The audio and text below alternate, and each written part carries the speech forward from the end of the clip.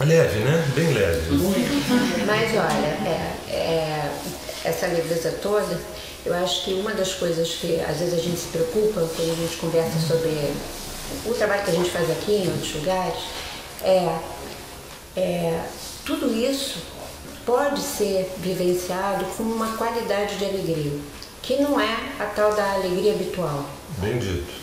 Né, que a gente está, toma chopp, também é gostoso, uma delícia, também gosto. Mas tem essa alegria da gente se saber, se perceber, sabe, nessa atualização, nessa construção, sabe, a alegria da alma que eu estou falando. E isso é completamente possível. A gente está vivendo uma perda dificílima, por um lado, e tem um pedaço de um coração muito inteligente que sente uma alegria porque percebe que aquilo tudo faz parte desse processo, como disse o Sérgio, de vida. Sabe? E isso é uma coisa que também não é nos ensinado nunca. A gente é ensinado a ficar feliz ou alegre quando as coisas estão correndo dentro do nosso desejo, né? E fora daí não tem alegria, só tem tristeza, só tem não sei o quê. Então, uma das coisas que eu acho que a gente quer muito trazer é a gente conseguir despertar essa qualidade de alegria, né? Que ela está também muito longe da alegria do mercado, do consumo, de qualquer outra coisa. Talvez seja a alegria da sabedoria. Né? O exercício desses sacrifícios, eles se tornam, como a Lígia bem disse, eles se tornam um balé. Porque se não se tornar... Olha, tem algo errado, tá? Vocês vão lá no manual e vão conferir o seguinte: se vocês começarem a fazer esses sacrifícios voluntários de atualizar idade cronológica com idade psíquica, vou repetir, se vocês fizerem os sacrifícios de atualizarem, por exemplo, a idade cronológica com a idade psíquica, que é difícil para burro, entendeu? Porque é difícil, né? A coisa tem que ficar leve, a gente tem que brincar, dançar, sorrir, entendeu? Chorar. Né? E toda tristeza não é sinônimo de infelicidade. Tristeza é tristeza, há uma puta beleza na tristeza, há uma puta beleza de você estar num dia down, porque você está no território estável da felicidade. Que os livros de autoajuda não falam sobre isso, eles falam de como você deve tentar fazer alguma coisa de fora para dentro, entendeu? Muda essa cor, muda aquela cor, muda esse lugar, não sei, quando na verdade, escuta, observe que o corpo diz, entrega esse terceiro sacrifício, entrega isso, entendeu? E a gente tem que estar mais atento a isso. E o último sacrifício voluntário, né? Sacrifício de devolver ao mundo tudo aquilo que nós nos tornamos. Chega isso daí, acho que a gente não comentou, não me lembro, mas no terceiro sacrifício, que são das relações alquímicas, dessa coisa da morte que eu acabei de falar agora, ela na verdade começa aos 27 anos e vai até o final da nossa vida, assim como esse quarto sacrifício, que é o sacrifício de nós devolvermos ao mundo aquilo que nós nos tornamos, devolvermos também à vida aquilo que nós nos tornamos, ele vai, no fundo, que é um instinto de transcendência, é um instinto de retorno, é um instinto de pertencimento. Ele começa aproximadamente aos 42 anos e vai direto. É muito difícil isso antes, mas aos 42 a gente começa a ter pistas de que é muito comum quando a gente começa a ter desejos filantrópicos, desejos de fazer algum gesto voluntário, de ajudar doentes terminais. Isso tem uma beleza, tem uma nobreza, tem uma importância, e também isso de alguma forma está nos falando que algo em nós está dizendo assim: escuta, sai um pouco do teu umbigo, né? Você está na última fase da tua vida. Não são nos últimos anos, nem nos últimos meses, não. Na última fase, do último quadrante, que começa aos 42 e vai embora. Então, tudo aquilo que eu me tornei, mediante empenho honesto, esforço honesto, profundo, coragem, né? medo, coragem, etc. Eu preciso, por uma lei dármica, oferecer isso, devolver isso ao mundo. De que forma? Não tem forma, cada um tem o seu caminho específico. Não é, nesse momento eu não falo de assistencialismo, nem estou falando de filantropia, eu estou falando de partilha. É muito comum a gente nascer num quartel-general, que é a nossa família, e tentar preservar isso até o final, e se possível deixar uma herança para os filhos, que eles preservem o sobrenome, o nome, a herança, os bens, né? Quando, na verdade, a gente vive um tempo fantástico, a gente está fazendo uma virada longa de era de peixe para era de aquário. Essa experiência de diluência que a Lígia comentou no início, diz respeito a você, a partir de um determinado momento, cada vez você menos se pertence. Né? Quando a gente é jovem, quando a gente é muito jovem, a gente não se pertence. E a gente faz um esforço, porque a gente pertence ao pai, à mãe, à sociedade, a qualquer um. A gente faz um esforço enorme em terapia, com os amigos, conversando, crescendo, desenvolvendo, lendo, estudando, para a gente se pertencer. Para depois, lá na frente, a gente voltar a não mais se pertencer. E, evidentemente, que esse último não pertencimento não é igual ao primeiro. É que nem aquela história do discípulo que procura o mestre e ele diz, e percebe que no início o discípulo olha para as montanhas e diz que as montanhas são montanhas, nada mais que montanhas. E depois de um processo profundo de trabalho, o discípulo diz, não, as montanhas, elas não são só montanhas, essas montanhas, entendeu? E quando eles se iluminam, quando o discípulo se ilumina, se realiza, a montanha volta a ser montanha, né? Mas não mais aquela do início. Então, toda essa obra que a gente fez, que foi a gente tentar se fazer, se construir, se sustentar, né? Se manter se manter diferenciado da relação de vínculos familiares, partir para uma relação a dois, buscando essas autênticas mortes, chega no final, você tem a obrigação de fazer essa partilha. E nesse momento você se pertence menos ainda. Entendeu? E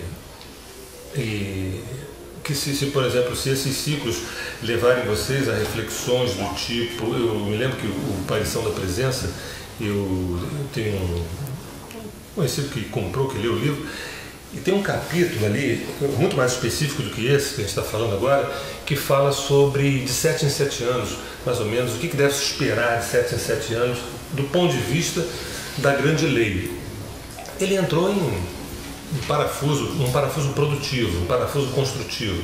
Parafuso porque ele falou assim, mas eu não estou me encaixando nesse troço, isso deu um mal-estar para ele, produtivo, porque a gente vive um caldo disperso que qualquer idade a gente pode estar carente, qualquer idade a gente pode estar deficitário, qualquer idade a gente pode estar... E isso, a função da gente falar desses sacrifícios é a gente, como num ato de quiropraxia, a gente tentar ajustar a coluna, a gente tentar ajustar as vértebras, entendeu? Porque senão a gente vai ter a mesma fome, a mesma carência até o final da vida, um pouquinho, a gente muda o friso, a gente vai mudando a lanterna, a gente vai mudando uma coisa ou outra, mas é o mesmo motor 1.0, quando na verdade não é. Com o passar do tempo a gente vai ficando mais potente, isso é uma outra coisa. A sacanagem que fazem com a velhice, né? Em tese a melhor época da vida é quando a gente é dono do nosso nariz, quando a gente consegue enxergar alguma coisa, ainda que use óculos. A gente consegue enxergar mais do que enxergava sem usar óculos. Antes eu não usava óculos e enxergava muito menos do que agora que eu uso óculos, entendeu?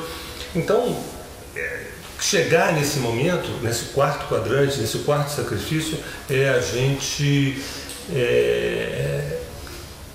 está muito acompanhado, está muito bem acompanhado, está vivendo uma experiência de pertencimento.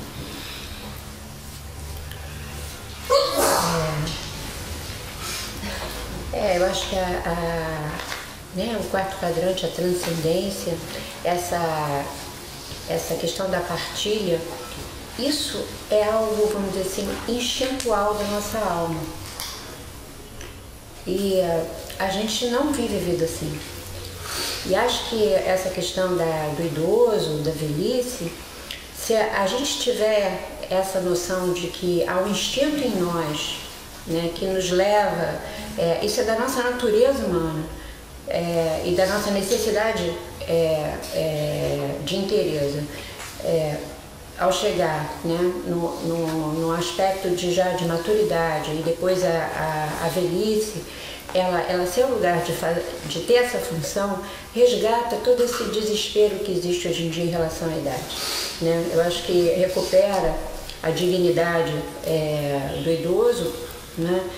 No seu sentido mais genuíno, né? E é uma resposta a essa corrida enlouquecida mesmo para uma eterna juventude que acaba, acho que, arrebentando com as pessoas. Então,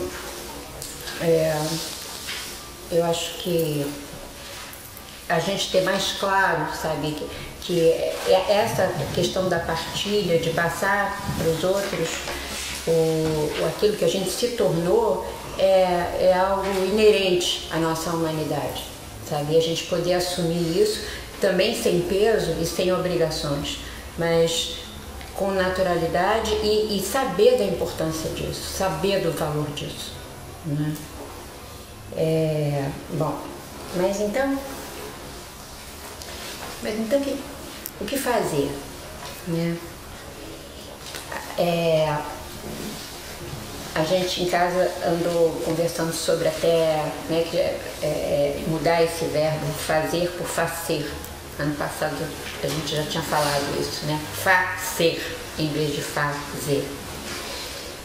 E aí a ideia, eu acho que é algo que a gente já falou aqui hoje algumas vezes, né? É o sacrifício voluntário. É o sacrifício como uma renúncia premeditada e consciente, né? Daquilo que nós precisa então, dessa despedida, precisa dessa morte, né? Realizar isso premeditadamente, pensar em fazer isso, né? Pensar em encarar isso, né? Quando isso se dá, esses sacrifícios necessários se tornam, na verdade, um ato de criação, de exercício de criatividade. Daí a alegria, aquela alegria. Porque eu sei que eu estou criando a minha própria vida, eu sou coautor junto com um grande mistério. Por que é criativo? Porque na medida em que, né, eu faço sacrifícios, eu estou me tornando maior e mais abrangente do que eu era. Então eu estou me criando dessa forma. Dentro disso, eu queria trazer um pequeno texto para a gente ler aqui juntos. Eu tenho uma das escrituras sagradas que mais me comove ao longo dos anos, que eu nunca me canso dela, é o Bhagavad Gita.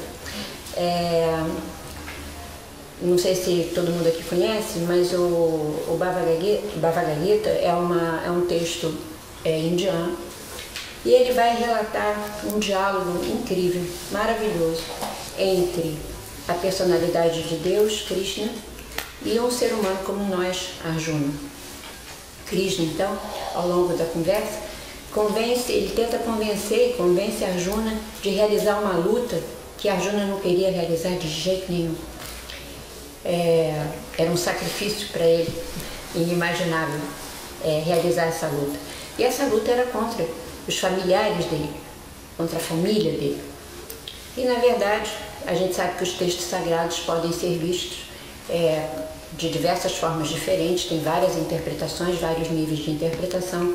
Quando a gente se atém ao nível psicológico, né, dessa interpretação, a gente sabe que Krishna representa, nesse texto, a nossa essência, a essência que existe dentro de cada um, a totalidade de cada um de nós, o si mesmo, seja lá o nome que a gente quiser dar. E Arjuna, o ego, o nosso ego. Então Krishna, o nosso si mesmo, conversando com o nosso ego, para convencê-lo a realizar esses sacrifícios que a gente estava falando aqui, em resumo, né? Essas batalhas, né? A família são essas partes nossas que a gente já conhece e que a gente não quer não largar, porque pelo menos a gente já conhece, então a gente fica imaginando que ficando com aquilo é mais fácil do que ficar sem aquilo e ficar numa situação que a gente não conhece. Aí eu trouxe, isso aqui é a cópia de um livro de um autor que eu amo muito, chama Edward Edinger. É um terapeuta, um terapeuta maravilhoso dentro da linha junguiana. Esse livro dele se chama Ciência da Alma, né? E esse texto é uma tradução que ele colocou aqui de um pedacinho do Gita. E eu queria ler para vocês. Ele fala assim, né? Aqui é o si mesmo descrevendo sua própria natureza para o ego. Então, essa não é apenas uma história de um evento remoto. É um relato de uma experiência que pode suceder a qualquer um de nós. Vejamos como Krishna descreve a si mesmo em parte. Vocês conhecem esse texto? Porque ele é meio conhecido e o Raul Seixas pegou esse texto e botou numa canção que é bem conhecida, que se chama Gita, né? Então, com certeza vocês já ouviram isso. Mas isso é muito forte. Eu sou a origem e também a dissolução do universo. Não há nada que exista acima de mim. Como pérolas em um colar, todo o universo está preso a mim. Sou o gosto das águas e o esplendor do sol e da lua. A alma sagrada,